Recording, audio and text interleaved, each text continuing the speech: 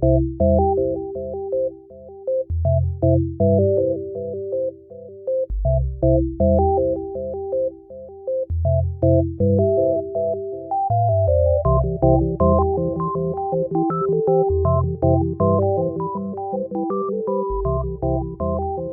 to Manawaker Studios Flash Fiction Podcast. I'm C.B. Derogi. This week, Skin and Bone by Lauren Funaro. Watching my face, she traced the ridge of my pelvic bone. This had become her ritual, a practice in worry. I imagined myself a slab and she the critic, tracing the breadth of each line, pondering the intention behind any flush of color. She was a beautiful girl, Anna was. Her smile was closed and languid and lovely, aptly perched beneath wide green eyes. She liked 90s R&B and trash television, which I enjoyed. She loved sex, which I liked even better. For 5 months we'd been tangled together, christening each cluttered corner of my apartment and carpeted floor of her sister's place. Trysts bloomed whenever we managed to meet, ending only when I left for work or she to class at the junior college. We basked in the mindlessness of loud music and pumping blood. I would have settled for that. Her body, her skin, her breath through the hairs on the back of my neck. It was delightful and numb. I wasn't going to mention Marie.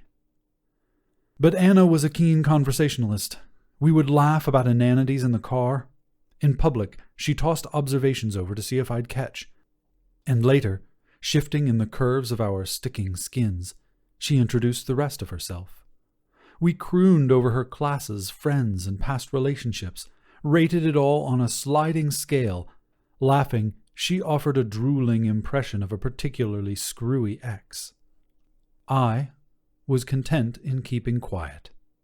It was not until after she prodded and teased that I told her about my mom, my brother, the person I'd been at uglier times. Even then, my sentences faltered. I had nothing else to say.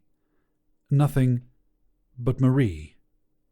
And when I started talking about Marie, I couldn't stop. "I love you?" she asked. Anna watched her words slide down my chin, a lover's plea, naked in the afterglow of lust. "I love you too." I was careful to steady my eyes. A month ago, she said that when I didn't look at her, she couldn't tell who I was talking to. I wondered whether it was already 1:45. I wonder if I'd hit traffic on Highway 12. Anna sighed, calm for a moment. She leaned into my chest and gripped my arm. Long fingernails pressed points like the end of a sentence surged toward muscle. Marie had been a nail-biter. Sometimes she chewed them up so badly that the afterbirth of skin would scab the tips of her fingers. "I love you," Anna said again. But the rest of Marie was soft, with cheeks puffed, like the girl who ran and cartwheeled and met and loved me, a round face she couldn't quite escape. Toward the end she grew sallow, but I didn't mind. I'd run my thumb toward her chin, then back up to meet her lip. She pecked the lightest kisses toward the pad of my palm and eased into me, fitting like we'd been etched from the same cataclysmic design. When Marie smiled, she showed every single tooth. Once she counted the bones in my spine, poking at each spot on the vertebra. "I'll live in there," she'd said, lightly tickling the lumbar curve. "And here." Her hand reached around, finding my rib cage, her chapped fingertips stroking each crossed line. Then she'd let the hand fall flat across my chest. "I love you," I told Anna. But I forgot to meet her eyes.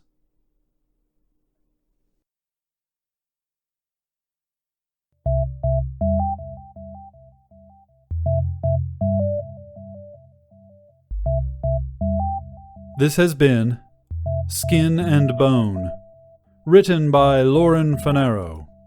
Manawaker Studios Flash Fiction Podcast is supported by patrons on Patreon. Visit patreon.com/manawaker to find out more.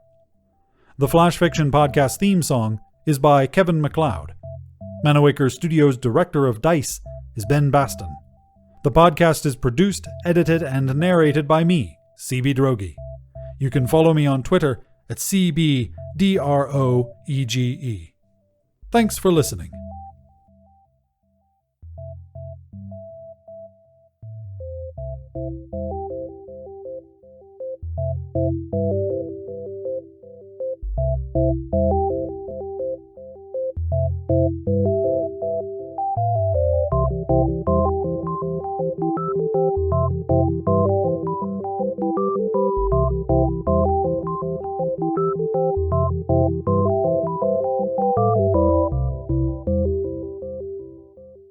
On the next installment of Flash Fiction Podcast, my craphead cousin the cop loaned me his nightstick.